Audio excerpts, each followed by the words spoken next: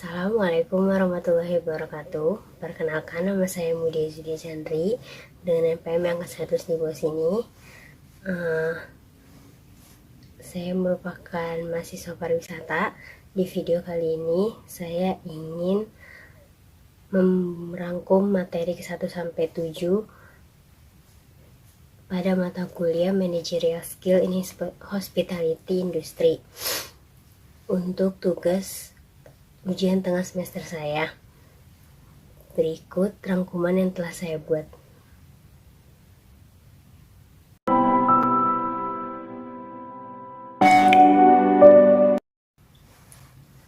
Pada materi pertama itu kita membahas manajemen skill. Manajemen skill adalah pemahaman pengembangan keterampilan yang mereka miliki.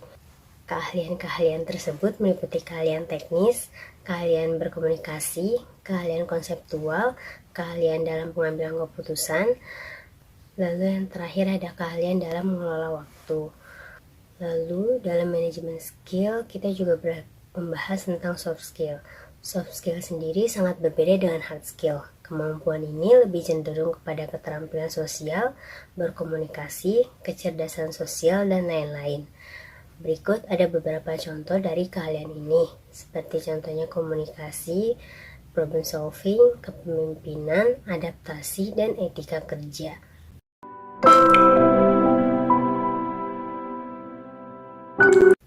Lalu untuk pertemuan kedua itu kita membahas tentang konsep diri, di mana konsep diri adalah bagaimana seseorang memandang, memikirkan, dan mengevaluasi dirinya sendiri. Konsep diri dibagi menjadi 3 bentuk, antara lain ada body image, ideal self, sama social self. Konsep diri terdiri dari beberapa komponen, diantaranya ada citra tubuh, ideal diri, harga diri, dan peran diri. Faktor-faktor yang mempengaruhi konsep diri itu terdiri dari kegagalan, depresi, dan overthinking.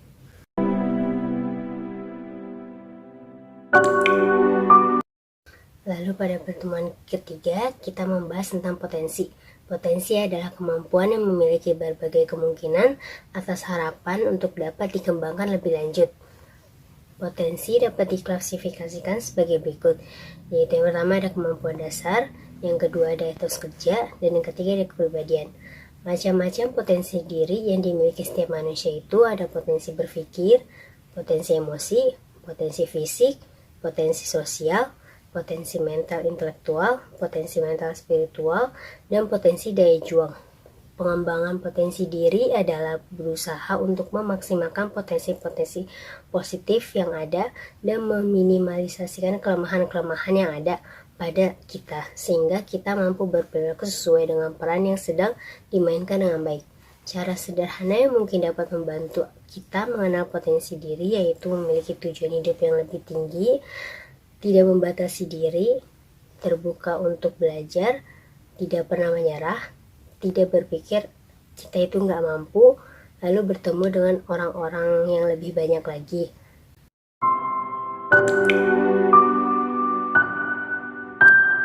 Lalu pada pertemuan keempat, kita mempelajari manajemen waktu. Manajemen waktu adalah proses perencanaan dan pengendalian secara sadar terhadap waktu yang dihabiskan untuk kegiatan tertentu. Manfaat dalam manajemen waktu yang baik yaitu meningkatkan produktivitas efisiensi dalam bekerja, meningkatkan kepuasan pekerjaan, dan meningkatkan peluang, lalu mengurangi kadar stres dan tekanan, lalu mencapai target dan tujuan.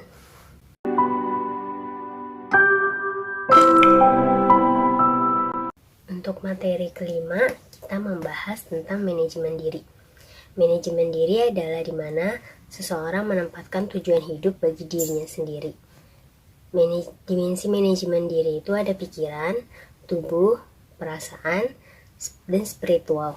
Manajemen stres adalah suatu program untuk melakukan pengontrolan atau pengaturan stres, di mana bertujuan untuk mengenal penyebab stres dan mengetahui teknik-teknik mengelola stres, sehingga orang lebih baik dalam menguasai stres dalam kehidupannya.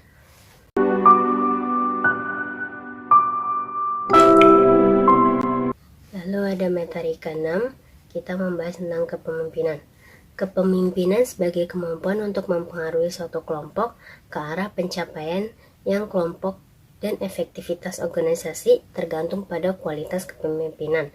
Dasar-dasar kepemimpinan itu ada 1. Penentuan tujuan, 2. Komunikasi, 3. Kepercayaan, dan 4. Akuntabilitas. Ada beberapa sifat yang ada pada seorang pemimpin, antara lain yang pertama ada jujur, yang kedua disiplin, yang ketiga memandang, yang keempat memberikan inspirasi, yang kelima cakap.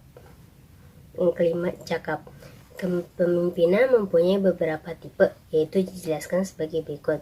Yang pertama ada tipe pemimpin otokratis, yang kedua ada tipe karismatis, yang ketiga ada tipe demokratis, dan yang keempat ada tipe laissez-faire.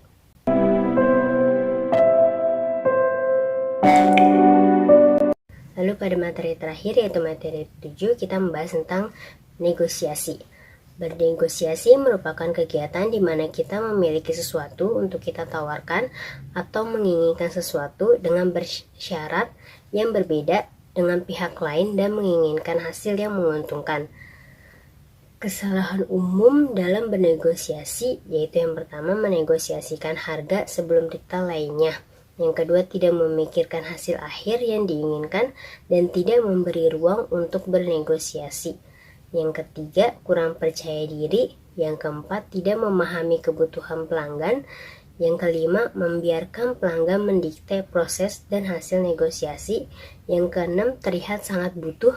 Yang ketujuh, berkomunikasi secara argumentatif. Yang kedelapan, tidak mengenali titik di mana seharusnya meninggalkan negosiasi. Yang kesembilan, mempersempit negosiasi pada satu butir. Lalu ada ciri-ciri seseorang negosiator yang baik. Yang pertama, memiliki reputasi yang baik dengan niat baik. Yang kedua, santun. Yang ketiga, percaya diri dan positif. Yang keempat, melakukan persiapan dengan baik. Yang kelima, mampu mengendalikan diri. Yang keenam, komunikator yang efektif. Yang ketujuh, berinteraksi dengan baik.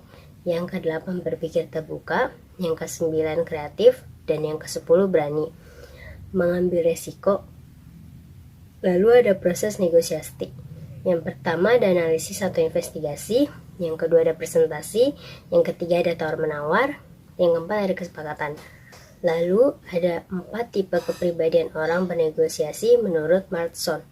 Yang pertama ada drivers, yang kedua ada influencer, yang ketiga ada sympathizer, dan yang keempat ada analyzer. Faktor keberhasilan negosiasi yaitu pertama persiapan, kedua taktik, ketiga mengumpulkan informasi, dan keempat latihan. Sekian video presentasi dari saya. Terima kasih telah menonton. Wassalamualaikum warahmatullahi wabarakatuh.